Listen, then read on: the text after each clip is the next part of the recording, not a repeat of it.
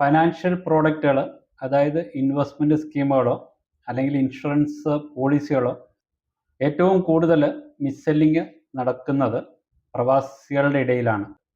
സാധാരണയായിട്ട് ഒരു പ്രവാസി അല്ലെങ്കിൽ നോൺ റെസിഡൻറ്റ് ഇന്ത്യനെ സംബന്ധിച്ചിടത്തോളം അവർക്ക് ഇൻവെസ്റ്റ്മെൻറ്റുകളെ കുറിച്ചോ മറ്റോ കൂടുതൽ അവയർനെസ് ഉണ്ടാകുകയില്ല. ഇങ്ങനെയുള്ള ഒരു സാഹചര്യം മുതലാക്കി ബാങ്കുകളിലെ റിലേഷൻഷിപ്പ് മാനേജേഴ്സ് അല്ല ബാങ്കുകൾ അല്ലെങ്കിൽ ഇൻഷുറൻസ് പോളിസികൾ വിൽക്കുന്ന ഏജൻറ്റുമാർ, ഇൻഷുറൻസ് കമ്പനികൾ, ഓൺലൈൻ പ്ലാറ്റ്ഫോമുകൾ ഇൻഷുറൻസ് പ്രോഡക്റ്റുകളും അതേപോലെ തന്നെ മ്യൂച്വൽ ഫണ്ടുകളും മറ്റും വിൽക്കുന്ന പ്രമുഖമായിട്ടുള്ള ചില ഓൺലൈൻ പ്ലാറ്റ്ഫോമുകൾ നമ്മുടെ ഇന്ത്യയിൽ പ്രവർത്തിക്കുന്നുണ്ട്. അവർ 100 കണക്കിന് കോൾ സെൻറ്റർ ഏജൻറ്റുമാരെ അപ്പോയിൻറ്റ് ചെയ്ത് ഇന്ത്യയിൽ ഏത് വ്യക്തിയുടെ ഫോൺ നമ്പർ കിട്ടിയാലും നിരന്തരം വിളിച്ച് ശല്യപ്പെടുത്തി അവർക്ക് സ്യൂട്ടബിൾ അല്ലാത്ത രീതിയിലുള്ള ഇൻഷുറൻസ് പ്രോഡക്റ്റുകൾ, അതായത് യൂലിപ്പ് സ്കീമുകളും മറ്റും അടിച്ചേൽപ്പിക്കുന്ന ഒരു പ്രവണത തുടർന്നു വരുന്നുണ്ട്. ഞാൻ ഈ വീഡിയോയിൽ ഡിസ്കസ് ചെയ്യുന്ന കാര്യങ്ങൾ തീർച്ചയായിട്ടും ഈ വീഡിയോയിൽ കാണുന്ന നോൺ റെസിഡൻറ്റ് ഇന്ത്യൻസ് ആണെങ്കിലും സാധാരണ ഇന്ത്യയിൽ ജീവിക്കുന്ന വ്യക്തികളാണെങ്കിലും ഒന്നല്ലെങ്കിൽ മറ്റൊരു തരത്തിൽ ലിങ്ക് ചെയ്തിരിക്കുമെന്നുള്ള കാര്യത്തിൽ സംശയമില്ല. ഞാനിവിടെ വിശദീകരിക്കുന്ന ഓരോ കാര്യങ്ങളും ഒന്നല്ലെങ്കിൽ മറ്റൊരു സമയത്ത് നിങ്ങൾ മിസ്സെല്ലിങ്ങിന് വിധേയമായിരിക്കുമെന്നുള്ള കാര്യത്തിൽ സംശയമില്ല. ഇതിനൊരു ഉദാഹരണമായിട്ട് പറഞ്ഞാൽ, നിങ്ങൾ സ്റ്റേറ്റ് ബാങ്ക് ഓഫ് ഇന്ത്യയിൽ അക്കൗണ്ടുള്ള വ്യക്തികളാണെങ്കിൽ നിങ്ങൾ ആ സ്റ്റേറ്റ് ബാങ്ക് ഓഫ് ഇന്ത്യയിൽ വിസിറ്റ് ചെയ്യുകയോ അല്ലെങ്കിൽ അവരുമായിട്ട് ബന്ധപ്പെടുമ്പോൾ അവരെപ്പോഴും പ്രൊമോട്ട് ചെയ്യുന്നത് state bank of India related ആയിട്ടുള്ള കമ്പനികൾ, അതായത് SBI മ്യൂച്വൽ ഫണ്ടിൻ്റെയോ അല്ലെങ്കിൽ SBI ലൈഫ് ഇൻഷുറൻസിൻ്റെയോ പ്രോഡക്റ്റുകൾ നിങ്ങൾക്ക് വിൽക്കുന്നതിന് വേണ്ടിയിട്ടാണ്. നിങ്ങളിവിടെ ഒന്ന് ആലോചിച്ച് നോക്കൂ. ഇന്ത്യയിൽ 46 മ്യൂച്വൽ ഫണ്ട് കമ്പനികൾ ഓപ്പറേറ്റ് ചെയ്യുന്നുണ്ട്. ആയിരക്കണക്കിന് മ്യൂച്വൽ ഫണ്ട് സ്കീമുകളുമുണ്ട്. SBIയിൽ അക്കൗണ്ടുള്ള ഒരു NRIയോ അല്ലെങ്കിൽ മറ്റൊരു വ്യക്തിയെ സംബന്ധിച്ചിടത്തോളം എന്തുകൊണ്ടാണ് SBIയുടെ പ്രോഡക്റ്റുകൾ മാത്രം അവർ സെല്ല് ചെയ്യുന്നത്? ഇന്ന് ഇന്ത്യയിലെ ഏറ്റവും വലിയ മ്യൂച്വൽ ഫണ്ടാണ് SBI മ്യൂച്വൽ ഫണ്ട്. എന്നിരുന്നാൽ തന്നെയും SBIയുടെ മ്യൂച്വൽ ഫണ്ട് സ്കീമുകളുമായിട്ട് കമ്പയർ ചെയ്ത് നോക്കുമ്പോൾ നല്ല രീതിയിൽ പെർഫോമൻസ് ഉള്ള എത്രയോ അധികം മ്യൂച്വൽ ഫണ്ട് സ്കീമുകളുണ്ട്. ഒരു ഇൻവെസ്റ്ററെ സംബന്ധിച്ചിടത്തോളം അവർക്ക് സ്യൂട്ടബിൾ ആയിട്ടുള്ള, അതോടൊപ്പം തന്നെ ഇന്ന് മാർക്കറ്റിൽ നന്നായിട്ട് പെർഫോം ചെയ്യുന്ന നല്ല റിട്ടേൺസ് കിട്ടുന്ന സ്കീമുകളോ ഇൻഷുറൻസ് പോളിസികളോ ആണ് സജസ്റ്റ് ചെയ്യേണ്ടത്. അതിനുപരിയായിട്ട് പല ബാങ്കുകളും അവരുടെ സബ്സിഡറി കമ്പനികളുമായിട്ട് റിലേറ്റഡ് ആയിട്ടുള്ള മ്യൂച്വൽ ഫണ്ട് പ്രോഡക്റ്റുകളും ഇൻഷുറൻസ് പോളിസികളും സാധാരണക്കാരായിട്ടുള്ള എസ്പെഷ്യലി പ്രവാസികളായിട്ടുള്ളവരുടെ ഇടയിൽ പ്രൊമോട്ട് ചെയ്യുന്നു. തീർച്ചയായിട്ടും നിങ്ങളിവിടെ അറിഞ്ഞിരിക്കേണ്ട ഒരു കാര്യം, ഇതേപോലെയുള്ള പ്രോഡക്റ്റുകൾ നിങ്ങൾക്ക് പ്രൊമോട്ട് ചെയ്യുമ്പോൾ ഈ പ്രൊമോട്ട് ചെയ്യുന്ന വ്യക്തികൾ ആരുമാകട്ടെ, ബാങ്കിലെ ആറുമാകട്ടെ, ഇൻഷുറൻസ് ഏജൻ്റ് ആകട്ടെ, മറ്റ് ആരാണെങ്കിൽ തന്നെയും അവരുടെ മനസ്സിൽ ഒരു കൊമേഴ്ഷ്യൽ ഇൻട്രസ്റ്റ് ഉണ്ടാകുമെന്നുള്ള കാര്യത്തിൽ സംശയമില്ല. തീർച്ചയായിട്ടും നിങ്ങളുടെ മനസ്സറിഞ്ഞ് നിങ്ങളുടെ റിക്വയർമെൻ്റ് അനുസരിച്ച് നിങ്ങളുടെ റിസ്ക് പ്രൊഫൈലിന് മാച്ച് ചെയ്യുന്ന രീതിയിലുള്ള ഇൻവെസ്റ്റ്മെൻ്റ് ആയിരിക്കണം ഏത് വ്യക്തിയാണെങ്കിലും നിങ്ങൾക്ക് സജസ്റ്റ് ചെയ്യുന്നത്. ഇന്ന് ബാങ്കുകളുമായിട്ട് റിലേറ്റഡ് ആയിട്ട് ഇൻവെസ്റ്റ്മെൻറ്റുകൾ ചെയ്യുന്ന പല വ്യക്തികൾക്കും അത് ലഭിക്കാറില്ല. ബാങ്കിലെ റിലേഷൻഷിപ്പ് മാനേജറോ ബ്രാഞ്ച് മാനേജറോ നിങ്ങളെ ബാങ്കിൽ വിസിറ്റ് ചെയ്യുന്ന സമയത്തോ അല്ലാതെ നിങ്ങളെ കോൺടാക്റ്റ് ചെയ്യാറുണ്ടാവാം. അവരെ സംബന്ധിച്ചിടത്തോളം അവർക്ക് ഇതേപോലെയുള്ള പ്രോഡക്റ്റുകൾ വിൽക്കുന്നതിന് വേണ്ടിയിട്ട് ടാർഗറ്റ് ഉണ്ടാവും. ആ ടാർഗറ്റ് അച്ചീവ് ചെയ്താലാണ് അവർക്ക് ഇൻസെൻറ്റീവ് ലഭിക്കുക, ബോണസ് ലഭിക്കുക, പ്രൊമോഷൻ ലഭിക്കുക. ഇവിടെ നടക്കുന്നത് മിസ്സെല്ലിംഗ് ആണ്. ഇത് റിസർവ് ബാങ്ക് ഓഫ് ഇന്ത്യക്ക് അറിയാം, IRDAയ്ക്ക് അറിയാം, സെബിക്ക് അറിയാം. കഴിഞ്ഞ 3-4 മാസങ്ങൾക്ക് മുന്നേ ഫൈനാൻസ് മിനിസ്റ്റർ ഇത് വ്യക്തമായിട്ട് പറയുകയും ചെയ്തിട്ടുണ്ട്. എങ്കിൽ തന്നെയും ഇതേപോലെയുള്ള മിസ്സെല്ലിങ്ങിന് ഏതെങ്കിലും തരത്തിലുള്ള കുറവ് വന്നിട്ടുണ്ടോ? എനിക്ക് തോന്നുന്നില്ല. കാരണം ഞാനുമായിട്ട് ഇൻട്രാക്ട് ചെയ്യുന്ന പ്രവാസികളായിട്ടുള്ള വ്യക്തികൾ പലപ്പോഴും അവരുടെ ഇൻവെസ്റ്റ്മെൻറ്റിൻ്റെ കാര്യങ്ങൾ സംസാരിക്കുമ്പോൾ അവർ ഓൾറെഡി ഇൻവെസ്റ്റ് ചെയ്തിരിക്കുന്ന സ്കീമുകളുടെയും ഇൻഷുറൻസ് പോളിസികളുടെയും മറ്റും കാര്യങ്ങളുമായിട്ട് സംസാരിക്കുമ്പോൾ എനിക്ക് മനസ്സിലാകുന്നത് പല വ്യക്തികൾക്കും SBI മ്യൂച്വൽ ഫണ്ടിൻ്റെ മാത്രം മ്യൂച്വൽ ഫണ്ട് സ്കീമുകളേ ഉള്ളൂ, അല്ലെങ്കിൽ SBI ലൈഫിൻ്റെ മാത്രം SBI ലൈഫ് ഇഷ്യൂ ചെയ്തിരിക്കുന്ന പോളിസികൾ മാത്രമേ ഉള്ളൂ, അല്ലെങ്കിൽ മറ്റേതെങ്കിലും ബാങ്ക്, ഞാനിവിടെ SBI ഒരു എക്സാമ്പിളായിട്ട് പറഞ്ഞതേ ഉള്ളൂ. ഇതേപോലെ മ്യൂച്വൽ ഫണ്ടുകളും ഇൻഷുറൻസ് കമ്പനികളും സബ്സിഡിയറികളായിട്ടുള്ള ഇന്ത്യയിൽ ഒട്ടനവധി ബാങ്കുകളും മറ്റ് ധനകാര്യ സ്ഥാപനങ്ങളുമുണ്ട്. അപ്പോൾ ഇതേപോലെയുള്ള സ്ഥാപനങ്ങളുമായിട്ട് നിങ്ങൾ ബന്ധപ്പെടുമ്പോൾ തീർച്ചയായിട്ടും നിങ്ങൾ അവരോട് പറയേണ്ട ഒരു കാര്യം, നിങ്ങളുടെ ഇൻവെസ്റ്റ്മെൻറ്റ് ഒബ്ജക്റ്റീവിന് മാച്ച് ചെയ്യുന്ന, നിങ്ങളുടെ റിസ്ക് പ്രൊഫൈലിന് മാച്ച് ചെയ്യുന്ന, അതുമല്ലെങ്കിൽ നിങ്ങളുടെ ഫൈനാൻഷ്യൽ ഗോൾ അച്ചീവ് ചെയ്യാൻ തരത്തിലുള്ള പ്രോഡക്റ്റുകളാണ് നിങ്ങൾക്ക് നൽകാവൂ എന്ന് അവരോട് സംസാരിക്കുക. ഒരു ഇൻവെസ്റ്റർ എന്ന നിലയിൽ ഒരു ബാങ്കിലെ മാനേജർ പറഞ്ഞു കഴിഞ്ഞാൽ നിങ്ങൾ ആ പ്രോഡക്റ്റ് അക്സെപ്റ്റ് ചെയ്യണമെന്നോ ഇൻവെസ്റ്റ് ചെയ്യണമെന്നോ ഇല്ല. തീർച്ചയായിട്ടും നിങ്ങൾ അവരോട് ക്വസ്റ്റ്യൻസ് ചോദിക്കുക. ഒരു ഇൻഷുറൻസ് പോളിസി നിങ്ങൾക്ക് ഒരു ബാങ്ക് മാനേജറോ ആർഎമ്മോ നിങ്ങൾക്ക് റെക്കമെൻഡ് ചെയ്ത് കഴിഞ്ഞാൽ ആ പോളിസിയുടെ ഡീറ്റെയിൽസ് നിങ്ങൾ മനസ്സിലാക്കുക. പലപ്പോഴും ഗ്യാരണ്ടീഡ് റിട്ടേൺസ് നൽകുന്ന ഇൻഷുറൻസ് പോളിസികൾ പ്രൊമോട്ട് ചെയ്യുമ്പോൾ പ്രത്യക്ഷത്തിൽ നമ്മളത് നോക്കിയാൽ നമുക്ക് 15%, 16% ഒക്കെ റിട്ടേൺസ് കിട്ടുമെന്ന് നമുക്ക് തോന്നുന്ന രീതിയിലാണ് അവരെ പ്രോഡക്റ്റ് ഡിസൈൻ ചെയ്തിരിക്കുന്നത്. പലപ്പോഴും ഒരു പ്രോഡക്റ്റ് എങ്ങനെയാണ് ഡിസൈൻ ചെയ്തിരിക്കുന്നത് അല്ലെങ്കിൽ എങ്ങനെയാണ് പ്രസൻറ്റ് ചെയ്തിരിക്കുന്നത്, ഇതിലാണ് അവരുടെ മാർക്കറ്റിംഗ് സ്ട്രാറ്റജി ഒളിഞ്ഞിരിക്കുന്നത്. നിങ്ങളോട് ഒരു ഇൻഷുറൻസ് ഏജൻറ്റോ ബാങ്കിലെ ആർഎമ്മോ ഒരു ഇൻഷുറൻസ് പോളിസി നിങ്ങൾക്ക് സജസ്റ്റ് ചെയ്യുമ്പോൾ അവരതിൽ പറയുന്ന കാര്യങ്ങൾ ഇങ്ങനെയാണ്.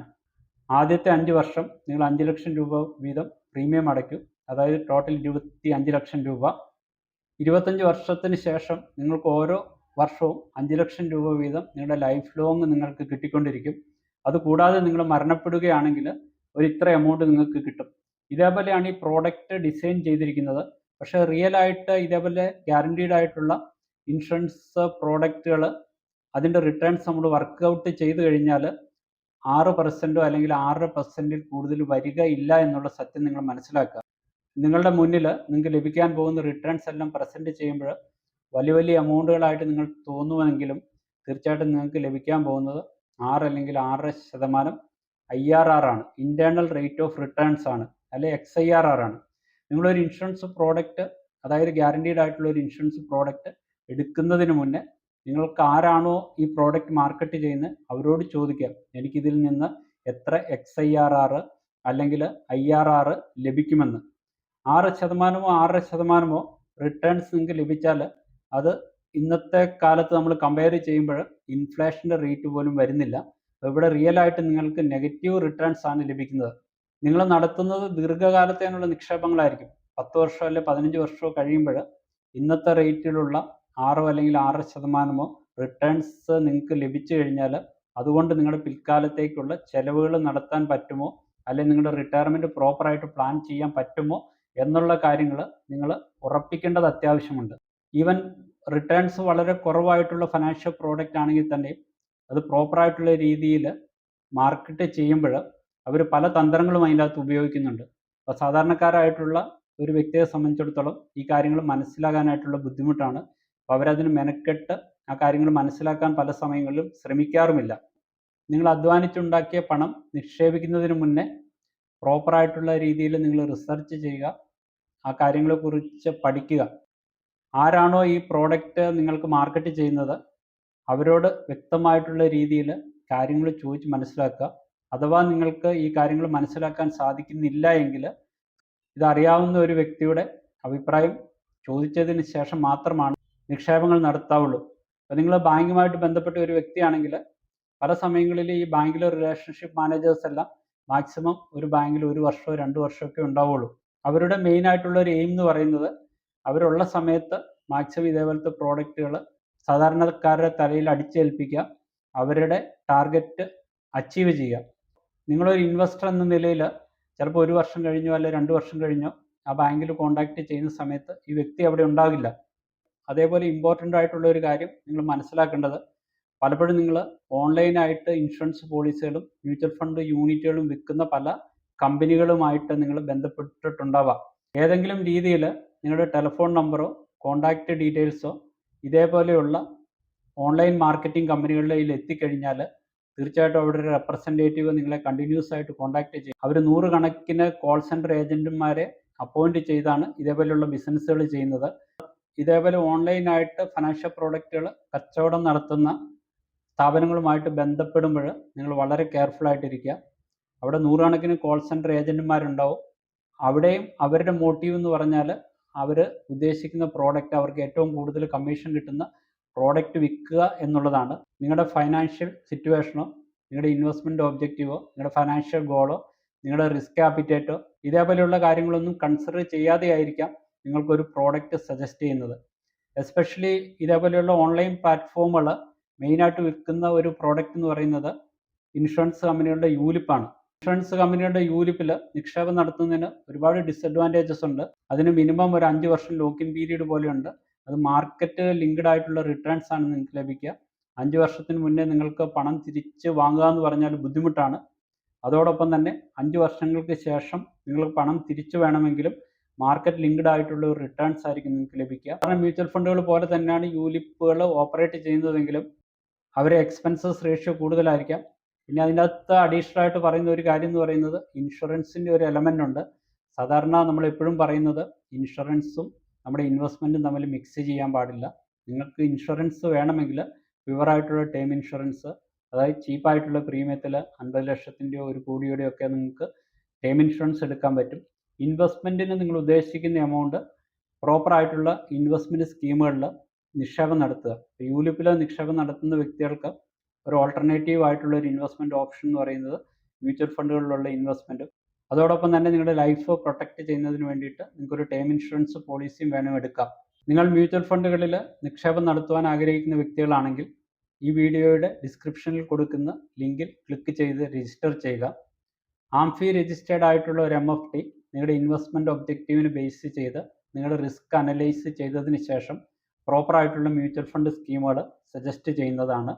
അതോടൊപ്പം തന്നെ മ്യൂച്വൽ ഫണ്ട് അക്കൗണ്ട് ഓൺലൈനായിട്ട് ഓപ്പൺ ചെയ്ത് KYC ഫോർമാലിറ്റീസ് കംപ്ലീറ്റ് ചെയ്യുന്നതിന് വേണ്ടിയിട്ട് നിങ്ങളെ ഹെൽപ്പ് ചെയ്യുന്നതാണ്. മ്യൂച്വൽ ഫണ്ടുകളിൽ നിക്ഷേപം നടത്തുവാൻ താല്പര്യപ്പെടുന്ന വ്യക്തികൾ മാത്രം രജിസ്റ്റർ ചെയ്താൽ മതി. ഞാൻ ഈ വീഡിയോയിലൂടെ നിങ്ങളോട് പറയാനായിട്ട് ഉദ്ദേശിച്ചത്, നിങ്ങൾ ഹാർഡ് ഏൺഡ് മണി നിങ്ങൾ ഇൻവെസ്റ്റ്മെൻറ്റുകൾ ചെയ്യുമ്പോൾ നിങ്ങൾ പ്രോപ്പറായിട്ടുള്ള വ്യക്തിയുമായിട്ടാണോ ബന്ധപ്പെടുന്നത് എന്നുള്ള കാര്യം നിങ്ങൾ മനസ്സിലാക്കുക. നിങ്ങൾ ബന്ധപ്പെടുന്ന വ്യക്തിക്ക് നിങ്ങൾക്ക് പ്രോപ്പറായിട്ടുള്ള ഒരു അഡ്വൈസ് തരാൻ സാധിക്കുമോ, അദ്ദേഹത്തിന് ഇതേപോലെയുള്ള പ്രോഡക്റ്റുകൾ മാർക്കറ്റ് ചെയ്യുമ്പോൾ അല്ലെങ്കിൽ ഒരു പ്രോഡക്റ്റ് നിങ്ങൾക്ക് തരുമ്പോൾ അദ്ദേഹത്തിന് എന്തെല്ലാം കൊമേഴ്ഷ്യൽ മോട്ടീവാണുള്ളത്, പ്രോപ്പറായിട്ടുള്ള ഒരു പ്രോഡക്റ്റ് ആണോ നിങ്ങൾക്ക് സജസ്റ്റ് ചെയ്തിരിക്കുന്നത്, അത് നിങ്ങളുടെ ആവശ്യങ്ങൾ നിറവേറ്റുന്നതിന് വേണ്ടിയിട്ട് അല്ലെങ്കിൽ നിങ്ങളുടെ ഇൻവെസ്റ്റ്മെൻറ്റ് ഒബ്ജക്റ്റീവ് നിറവേറ്റുന്നതിന് വേണ്ടിയിട്ട് ആ പ്രോഡക്റ്റ് ഉപകരിക്കുമോ, ഇതേപോലെയുള്ള കാര്യങ്ങളെല്ലാം മനസ്സിലാക്കിയിട്ട് ഇൻവെസ്റ്റ്മെൻറ്റ് ചെയ്യുക. അതോടൊപ്പം തന്നെ നിങ്ങൾ ബന്ധപ്പെടുന്ന വ്യക്തി നാളെയോ 1 മാസത്തിന് ശേഷമോ 1 വർഷത്തിന് ശേഷമോ 5 വർഷത്തിന് ശേഷം അദ്ദേഹവുമായിട്ട് ബന്ധപ്പെട്ടാൽ നിങ്ങൾക്ക് അദ്ദേഹവുമായിട്ട് സംസാരിക്കാൻ പറ്റുമോ, അല്ലെങ്കിൽ അദ്ദേഹത്തിൽ നിന്ന് നിങ്ങൾക്ക് പ്രോപ്പറായിട്ടുള്ള ഒരു ഗൈഡൻസ് ലഭിക്കുമോ, ഇങ്ങനെയുള്ള വ്യക്തികളോ അല്ലെങ്കിൽ സ്ഥാപനങ്ങളുമായിട്ട് നിങ്ങൾ ഡീല് ചെയ്യാനായിട്ട് ശ്രമിക്കുക. ഇതേപോലെ ഉപകാരപ്രദമായിട്ടുള്ള 1200-ൽ കൂടുതൽ വീഡിയോകൾ ഈ ചാനലിൽ പോസ്റ്റ് ചെയ്തിട്ടുണ്ട്. ഈ ചാനലിൽ പോസ്റ്റ് ചെയ്യുന്ന വീഡിയോകൾ യഥാസമയം നിങ്ങളിൽ എത്തണമെങ്കിൽ ചാനൽ സബ്സ്ക്രൈബ് ചെയ്യുകയും വീഡിയോ ലൈക്ക് ചെയ്യുകയും മറ്റുള്ളവരുടെ അറിവിലേക്ക് വേണ്ടി ഷെയർ ചെയ്യുകയും ചെയ്യുക. ഇതേപോലെ യൂസ്ഫുള്ളും ഇൻഫോർമേറ്റീവുമായിട്ടുള്ള മറ്റൊരു വീഡിയോയുമായിട്ട് മറ്റൊരവസരത്തിൽ കാണുന്നവരെ നന്ദി, നമസ്കാരം.